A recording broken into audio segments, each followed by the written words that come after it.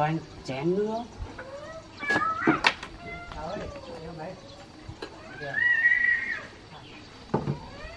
Em mời anh ạ. Anh xin.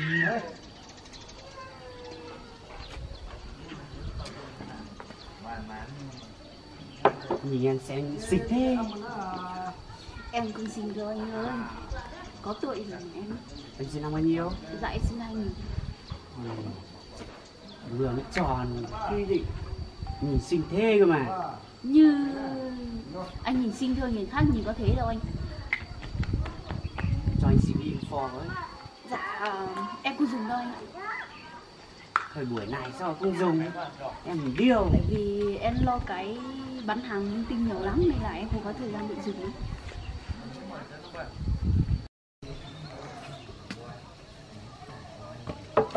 Này nó chè hơi nhạt nhá. May để thêm chè. Vâng anh ạ.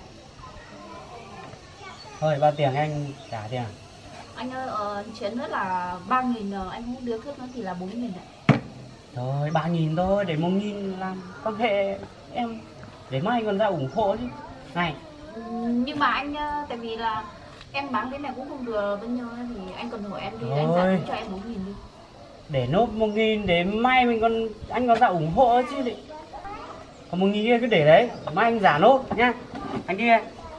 Thinh linh này ấy, 1.000 cũng tiếc rồi đấy. Hả?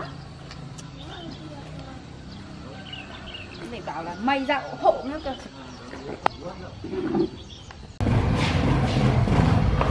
Mày ơi, nhà không? Ô, mày ra nhà nào? Đấy. Mày ra nhà có gì không? Ui, hôm qua tao xuống kia đâu, thấy con bé xinh lắm mà làm thế à? Thế có chụp được ảnh sinh lý có gì không? Tao xem nào. Gì phò may nó không cho mày. Cái đời này chạy được gì? À, tí mày bây giờ đi. Đi không? Ok đi. Hôm nay nữa gì nữa có gì không? Đây, đi luôn đi. Tao đi xem làm chè lên.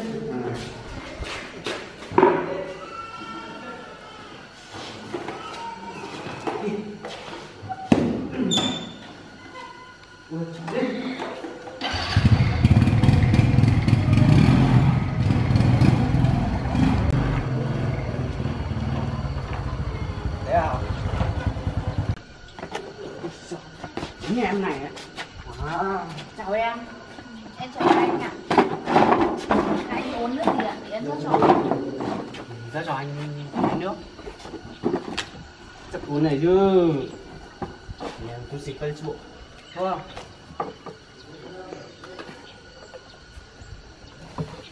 Em mời anh ạ. Rồi anh chi. Đây, em mời anh ạ.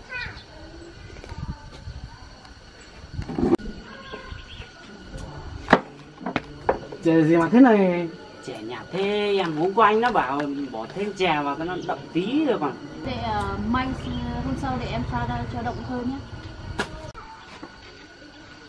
Nếu mai anh ra ủng hộ nữa thì mai em sẽ pha riêng một bình cho anh. Thế hôm nay miễn phí nhỉ? Ô không được anh. Hôm nay em bán các ngày thế này anh có được bao nhiêu đâu mà. Ô, Chè như này mà sao đòi anh lại tiền. miễn phí thế? Chè nhạt này Ô, tiền gì đó anh phải em? trả tiền cho em chứ. Nào. Chè như chè nhạt này tiền gì đó? Ô, Thôi, không được. Anh phải trả tiền cho em. Hai anh phải trả tiền cho em. Hôm qua anh anh đáng nợ không thích em. giả ấy. Hôm qua anh nợ em 1.000 mà. Anh không thích giả ấy sao? Thế hôm qua cố tìm thôi đúng không? Đúng rồi, anh không thích giả ấy sao? Ơ, anh giờ này có thì em cho anh một trận không? Em thì sợ gì em ơi? Sợ gì gì? Hai anh nói gì đúng rồi ấy nhở? Có mấy chén chè nhạt thế đòi tiền. Nhằn cũng phải nước của em chứ. Chả lẽ anh ra ngoài đường có ai bán nước cho nước nhằn cho anh không? Người ngoại kia đây. Nhưng mà anh nói thật nhá, anh có trả tiền cho em không? Không, Không á? không. Anh buồn cười ấy nhở? Ra uống nước nhà người ta mà tự nhiên lại bảo là nước nhà. Chính là chúng mày không có tiền gì. Cái con này cũng được đấy chứ bộ. Đọc được đấy, vì sao? Chè nhạt thế đòi tiền làm gì em? Nhàn nhưng mà nhà sao mày không ở nhà mày ra đây uống làm gì? Thôi mai anh ra anh ủng hộ tiền nhá. Ố, không được, không nên phải bắt buộc anh trả tiền cho em. Nếu anh không trả tiền cho em á, tí em cho anh bài học. Ê, cho bài học đi, bài học đầu tiên của mình là gì này? Ơ, mày thách tao không? Tách kìa, sao? Nào. Ui, con bé. Mày thấy tao không? Ủa, con bé này đượt nhỉ? Ôi, có người uống nước không dạy gì đấy. Nào, thằng uống nước không là gì à? Hai thằng kia bố ạ.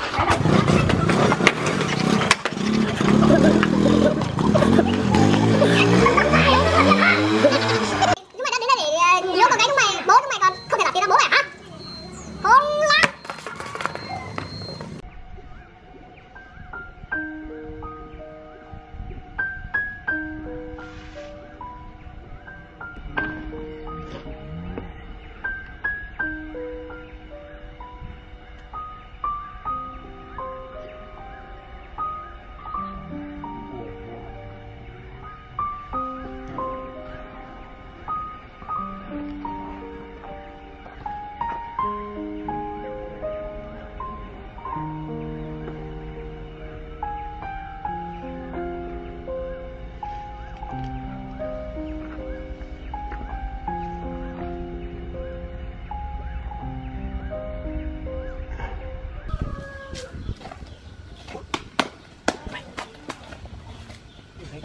Đứa con gái nọ bố đánh mình.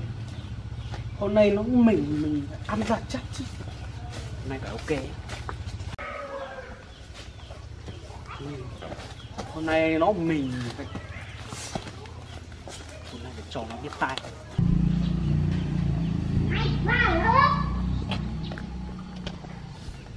Em. Ôi lại em này. Hôm nay lại được gặp nhau rồi nhỉ. Anh về làm gì? Chỉ tí em biết. Thì em biết nhưng anh làm gì? Làm gì? Anh định làm gì tôi ấy? Anh định làm gì tôi? Nào, anh định làm gì tôi?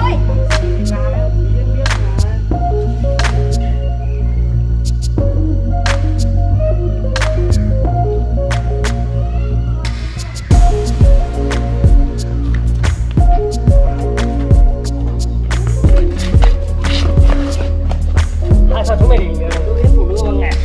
Chứ có mày à? Ở đây anh đâu quyền lên tiếng đâu nhá. Chúng mày tao thích làm gì thì làm. Chứ có mày này mà chúng mày nói hết phụ nữ này. Thế thì nào mày hả? Thế nào chúng mày tuổi trẻ này chúng mày đòi hết con nhà lành vào tháng này à? Chúng ta chào nhau qua rồi. Thay đổi về thay đổi. Có phải em lên.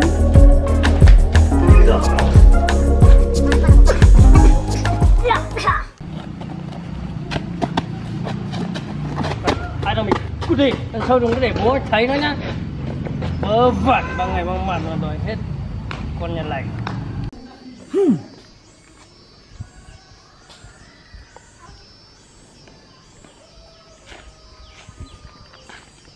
Em ơi, em có sao không? Dạ em không sao anh ạ. Nhà em ở đâu anh đem về?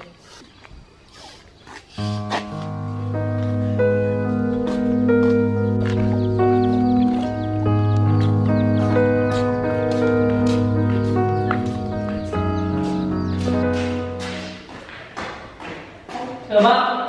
Vâng. Con biết làm sao thế? Ôi, thế này mà cháu. Cháu ngồi đấy. Vâng.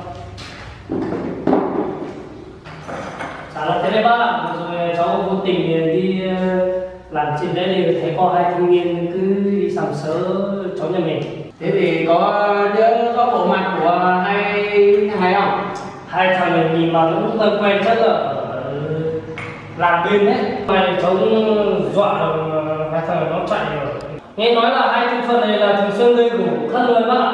Rồi. Đây là nó biết là con gái nhà bác xinh đẹp như thế rồi, không biết là nó hôm nào nó phải ra gây gổ tiếp. Theo ý kiến của cháu thì bác nên báo cáo cho chính quyền địa phương để can thiệp vào chuyện này, xử lý cho nó dứt điểm đi. Bác nhá. Rồi không có việc gì thì cháu xin phép này. Rồi, thế cảm ơn cháu nhá. Rất cảm ơn. Bye bye.